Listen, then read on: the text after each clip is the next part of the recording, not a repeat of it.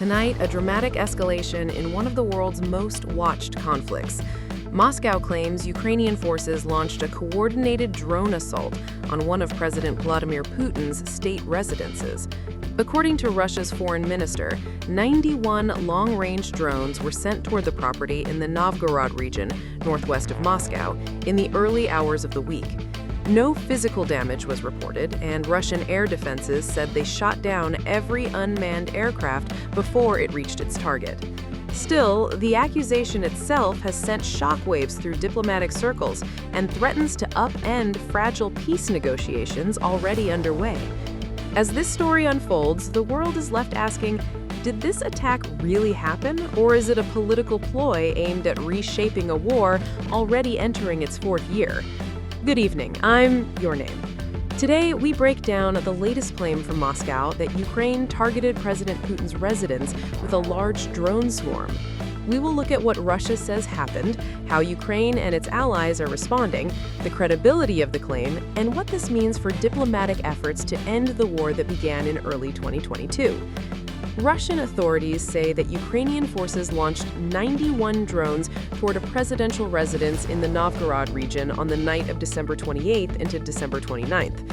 Russian Foreign Minister Sergei Lavrov described the incident as an act of state terrorism and said that all drones were destroyed by air defense systems before causing any damage. Moscow also stated that this alleged attack would prompt a reconsideration of its negotiating stance in ongoing peace talks with Kyiv and Western governments.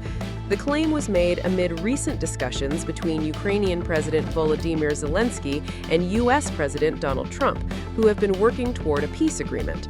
Putin himself reportedly raised the issue in a phone call with President Trump, which was described as intense and troubling by the U.S. leader. Kyiv has flatly denied the allegations. President Volodymyr Zelensky called the claim a complete fabrication, arguing it was intended to undermine diplomatic progress and set the stage for Russia to justify further aggression. Ukraine's foreign ministry echoed that sentiment, saying Russia has provided no credible evidence of any attack on Putin's residence and that the claim is a political tactic rather than a reflection of battlefield reality. Foreign Minister Andriy Sybiga said the alleged attack was being used to undermine the peace process, pointing out that Russia had not shown plausible proof that the event occurred as claimed. Independent analysts have cast doubt on the Russian narrative. Experts note that major Ukrainian strikes on Russian territory are typically followed by verifiable open-source evidence, including videos, debris reports, and local eyewitness accounts. This time, such evidence has not appeared.